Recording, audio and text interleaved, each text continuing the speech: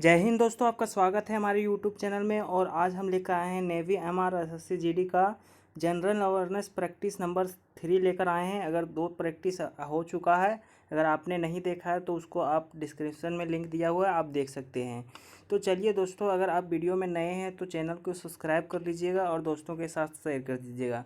अगर वीडियो को पसंद आता है तो लाइक ज़रूर कर दीजिएगा। तो चलिए दोस्तों, आज स्टार्ट करते हैं। जनरल अवेयरनेस का क्वेश्चन नेवी और एमआर में सेक्शन बी होता है, जिसमें 25 क्वेश्चन होता है, और एसएससी जीडी में भी जनरल अवेयरनेस का क्वेश्चन 25 होता है। इसलिए हम दोनों का प्रैक्टिस सेट एक ही में कर रहे हैं, ठीक है। तो चलिए स्टार्ट करते हैं हम। तो दोस्तों, आज का पहला क्वेश्चन देखिए। हमारा पहला क्वेश्चन क्या है? संवाद कौमुदी पत्रिका के लेखक कौन थे? तो संवाद कौमुदी है, उसका पत्रिका के लेखक कौन है? तो right answer option number A हो जाएगा, राजा राम मोहन राय। आपको पूछा जा सकता है नेक्स्ट क्वेश्चन क्या पूछा जाएगा? दयानंद सरस्वती पर पूछा जाएगा। दयानंद सरस्वती किस पुस्तक का लेखक है? तो राइट आंसर इसका हो जाएगा सत्यार्थ प्रकाश के पुस्तक के लेखक हैं। सत्यार्थ प्रकाश पुस्तक के लेखक कौन है? तो राइट आंसर इसका क्या हो जाएगा? दयानंद सरस्वती। एनी बेसेंट किस पत्रिका के लेखिका हैं? तो इसका हो जाएगा कॉमनवेल्थ पत्रिका के लेखक कौन है? तो राइट आंसर इसका एनी बेसेंट होगा। इतना पॉइंट आप याद रखिएगा। हर क्वेश्चन में 2-3 पॉइंट आप याद रखते रह जाइएगा, आपका एग्जाम क्लियर हो जाएगा, ठीक है। तो इससे बाहर नहीं पूछा जाएगा। चलिए नेक्स्ट क्वेश्चन की ओर बढ़ते हैं।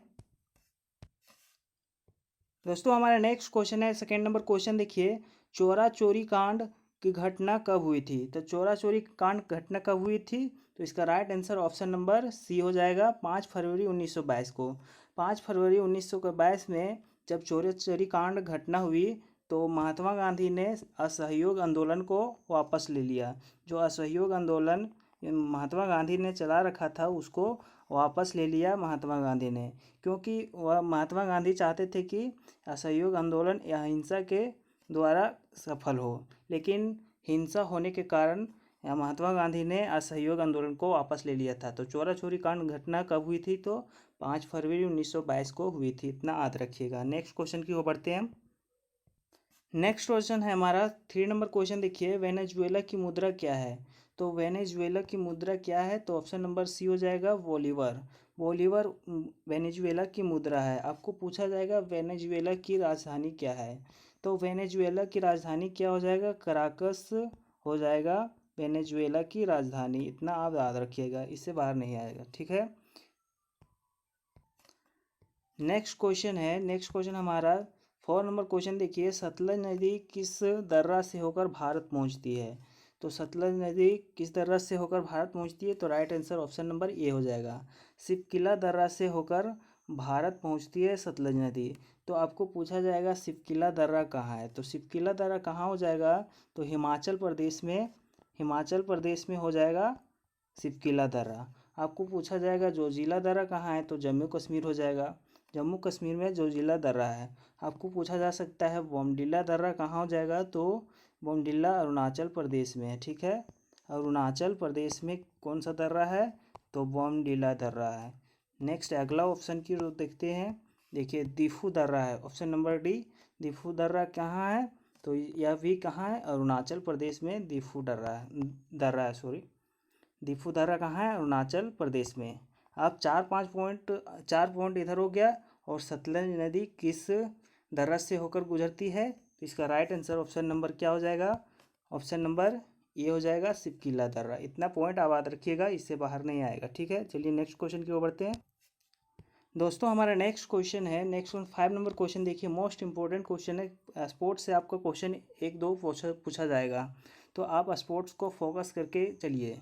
तो स्पोर्ट्स में क्वेश्चन हमारा है वो, तो वो क्या है? तो ओलंपिक में स्वर्ण पदक जीतने वाले पहले व्यक्ति कौन है? गोल्ड पदक जीतने वाले पहले व्यक्ति कौन है? तो राइट आंसर हो जाएगा option A, Abhinav Bindra gold पदक जीतने वाले पहले व्यक्ति हैं। इन्होंने बीजिंग ओलंपिक 2008 में स्वर्ण पदक जीता। बीजिंग कहाँ है? तो चीन में। चीन की राजधानी क्या है? बीजिंग है।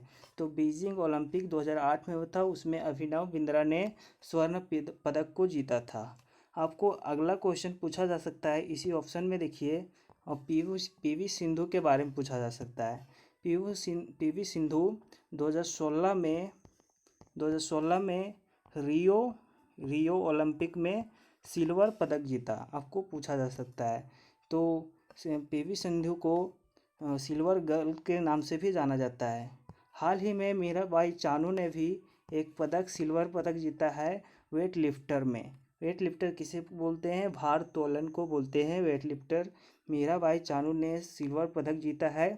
तो आपको पूछा जा सकता है भारोत्तोलन में पहला महिला कौन है जिन्होंने कोई पदक जीता है? तो कर्णम मल्लेश्वरी हो जाएगा। जिन्होंने पहली महिला है, वह पहली महिला है जो ओलंपिक में किसी तरह के पदक जीता है। वह कौन सी पदक जीता है? कांस्य पदक। कर्णम मल्लेश्वरी हो जाएगा। याद रखिएगा इतना। इसका राइट आंसर स्वर्ण पदक कौन जीता है? तो इसका राइट आंसर ऑप्शन नंबर ये अभिनव बिंद्रा हो जाएगा। अब याद रखिएगा।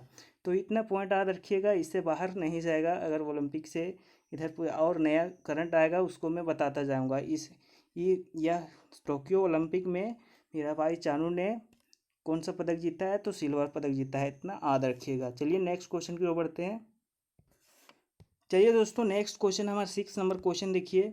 भारतीय संविधान में राष्ट्रपति को महाभियोग द्वारा हटाया जाना किस अनुच्छेद में उल्लेख है? तो महाभियोग द्वारा हटाया जाना किस अनुच्छेद में उल्लेख है? तो इसका राइट आंसर क्या हो जाएगा?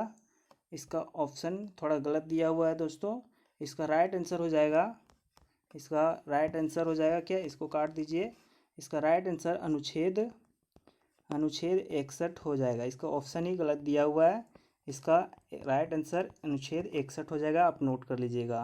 भारतीय संविधान में राष्ट्रपति को महाभियोग द्वारा हटाया जाना किस अनुच्छेद द्वारा हटाया जाता है? तो अनुच्छेद 61 द्वारा महाभियोग राष्ट्रपति पर लगाया जाता है।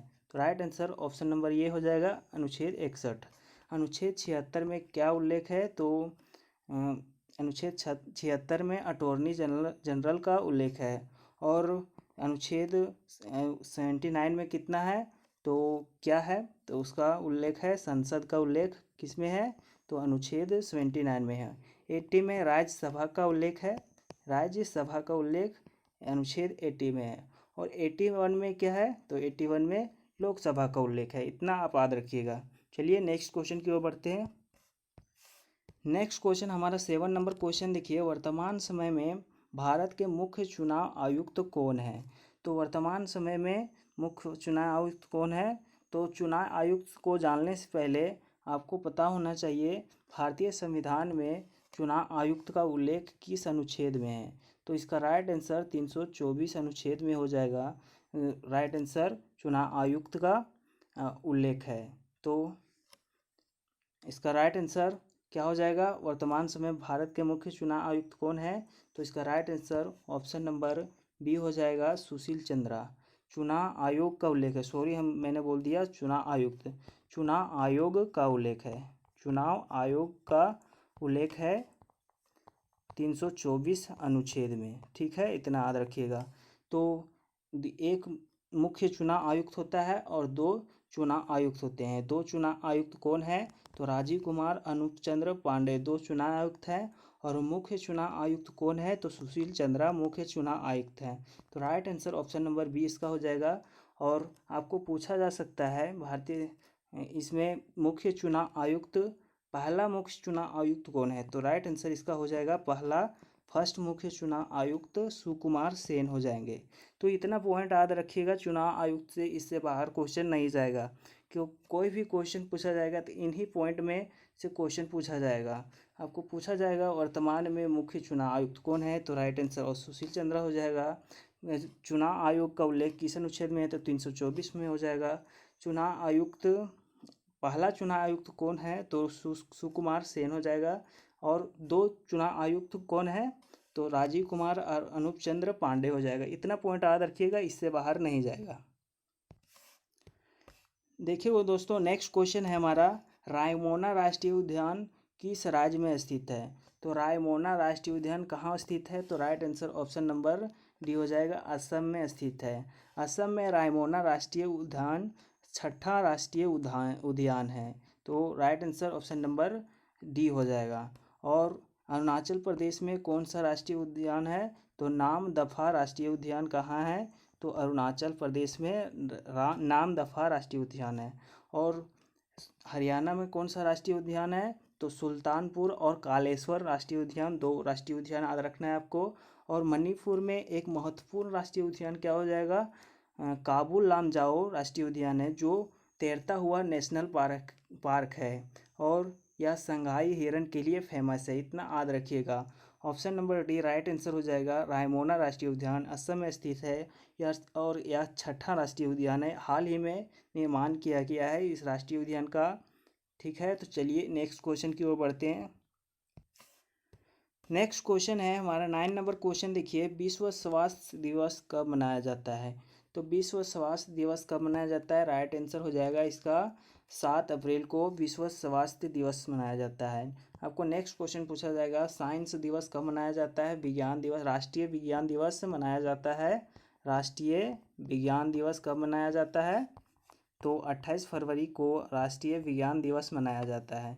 तो आप जब भी प्रैक्टिस दो ना, तो 2-4 पॉइंट एक्स्ट्रा नॉलेज लेते जाओ, जिससे आप दूसरों से अलग हो जाओगे, क्योंकि प्रैक्टिस देना और नॉलेज उससे इंक्रीज करना, यही काम होता है प्रैक्टिस से। सिर्फ प्रैक्टिस मार्क्स जानना नहीं होता है। ठीक है, चलिए नेक्स्ट क्वेश्चन की ओर बढ़ते हैं। नेक्स्ट क्वेश्चन है हमारा, नेक्स्ट क्वेश्चन 10 नंबर क्वेश्चन। देखिए, विश्व का सबसे बड़ा नदी द्वीप कौन सा है? तो सबसे बड़ा विश्व का नदी द्वीप पूछा है हमको, द्वीप नहीं पूछा है, द्वीप पूछता। सबसे विश्व का सबसे बड़ा द्वीप कौन हो जाएगा? तो ग्रीनलैंड हो जाएगा। और सबसे बड़ा नदी द्वीप पूछा है हमको, तो इसका राइट आंसर क्या हो जाएगा? तो इसका right answer option number B हो जाएगा, माजुली द्वीप। माजुली द्वीप कहाँ स्थित है? तो असम में स्थित है। असम में माजुली द्वीप स्थित है। और यह किस नदी पर स्थित है? तो यह ब्रह्मपुत्र नदी पर स्थित है। ब्रह्मपुत्र नदी पर स्थित है माजुली द्वीप। तो इतना याद रखिएगा। आपको पूछा जा सकता है, नदी पूछा जा सकता है, राज्य पूछा जा सकता है और विश्व का सबसे बड़ा नदी द्वीप कौन सा है वह पूछा जा सकता है। आपको सबसे बड़ा द्वीप पूछा जा सकता है विश्व में, तो ग्रीनलैंड हो जाएगा सबसे बड़ा द्वीप। चलिए नेक्स्ट क्वेश्चन की ओर बढ़ते हैं, इतना याद रखिएगा। देखिए, नेक्स्ट क्वेश्चन हमारा 11 नंबर क्वेश्चन। देखिए, ओपेक का मुख्यालय कहाँ स्थित है? तो इसका राइट आंसर हो जाएगा, ओपेक का मुख्यालय कहाँ स्थित है? तो वियना हो जाएगा। वियना, ओपेक का मुख्यालय वियना में है। तो आपको और मुख्यालय, इसको 3-4 मुख्यालय इससे रिलेट कर देता हूँ ऑप्शन से। तो ऑप्शन बी राइट आंसर हो जाएगा। न्यूयॉर्क में किसका मुख्यालय है? तो यूएनओ का मुख्यालय न्यूयॉर्क में यूएनओ का मुख्यालय है। नैरोबी केनिया में, केनिया की राजधानी क्या है? नैरोबी में किसका मुख्यालय है? UNEP United Nation Environment Programme का मुख्यालय कहाँ है? नैरोबी में। और पेरिस में किसका मुख्यालय है? यूनेस्को का मुख्यालय है। यूनेस्को का मुख्यालय कहाँ है? तो पेरिस में यूनेस्को का मुख्यालय है। इतना मुख्यालय, आपको 4 मुख्यालय यहाँ याद हो गया। ओपेक का मुख्यालय कहाँ है? तो वियना में है। पेरिस में किसका मुख्यालय है? यूनेस्को का। न्यूयॉर्क में किसका मुख्यालय है? यूएनओ का। और नैरोबी में किसका मुख्यालय है? यूएनईपी का। यूएनईपी का मुख्यालय क्या है? तो नैरोबी में है।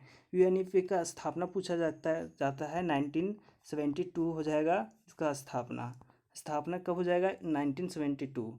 इसी की स्थापना 5 जून 1972 को क्या 1972 में आपका स्थापना होता है यूएनईपी का। और 5 जून 1974 से पर्यावरण दिवस मनाया जाने लगा। तो इसी के कारण पर्यावरण दिवस मनाया जाता है। यूनाइटेड नेशन एनवायरनमेंट प्रोग्राम की स्थापना के बाद 2 साल के बाद 1974 से 5 जून 1974 से मनाया जाने लगा विश्व पर्यावरण दिवस।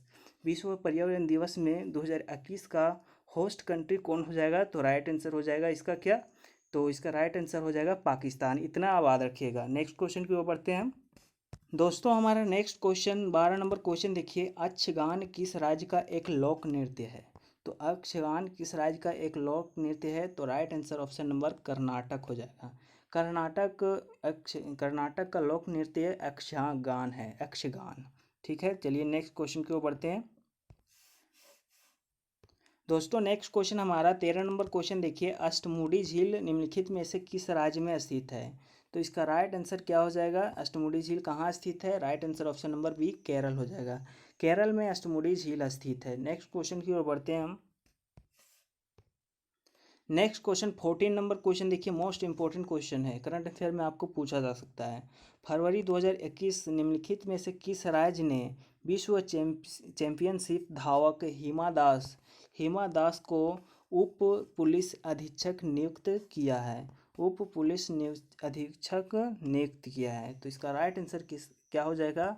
असम हो जाएगा। असम ने हिमा दास को उप पुलिस अधीक्षक नियुक्त किया है। तो आपको पूछा जा सकता है हिमा दास का संबंध किससे है? तो संबंध किससे है? तो धावक है हिमा दास, एथलीट हैं, ठीक है, धावक हिमा दास। तो इतना आप याद रखिएगा। तो नेक्स्ट क्वेश्चन की ओर बढ़ते हैं। नेक्स्ट क्वेश्चन देखिए, 15 नंबर क्वेश्चन देखिए, अरावली पर्वत श्रृंखला किसका उदाहरण है? ऑप्शन दिया हुआ है, अरावली पर्वत श्रृंखला किसका उदाहरण? तो राइट आंसर अवशिष्ट पर्वत का उदाहरण है। अरावली पर्वत के बारे में आपको पूछा जा सकता है, अरावली पर्वत श्रृंखला है कहाँ? तो अरावली पर्वत श्रृंखला राजस्थान में स्थित है। अरावली पर्वत श्रृंखला विश्व का सबसे पुराना पर्वत श्रृंखला हो जाएगा। आपको विश्व का सबसे पुराना पर्वत श्रृंखला क्या हो जाएगा? अरावली। आपको नवीन पर्वत श्रृंखला क्या हो जाएगा? वर्तमान विश्व का नवीनतम कौन हो जाएगा? तो हिमालय नवीनतम पर्वत श्रृंखला हो जाएगा। और सबसे पुराना क्या हो जाएगा? अरावली पर्वत श्रृंखला विश्व का हो जाएगा। चलिए इतना क्वेश्चन आप याद रखिएगा। नेक्स्ट क्वेश्चन की ओर बढ़ते हैं। नेक्स्ट क्वेश्चन है 16 नंबर क्वेश्चन देखिए, निम्नलिखित में से किस प्रकार की मिट्टी ने भारत में सबसे बड़ा क्षेत्र आच्छादित किया है? तो इसका right answer option number B जलोढ़ मिट्टी हो जाएगा। जलोढ़ मिट्टी नदियों द्वारा लाए गए अवसादों से होता है। तो नदियों के किनारे कौन सी मिट्टी पाई जाती है? जलोढ़ मिट्टी पाई जाती है। जो नदियाँ जब बहती है तो उसके साथ जो मिट्टी आती है और जमा हो जाती है उसे क्या बोलते हैं? जलोढ़ मिट्टी बोलते हैं।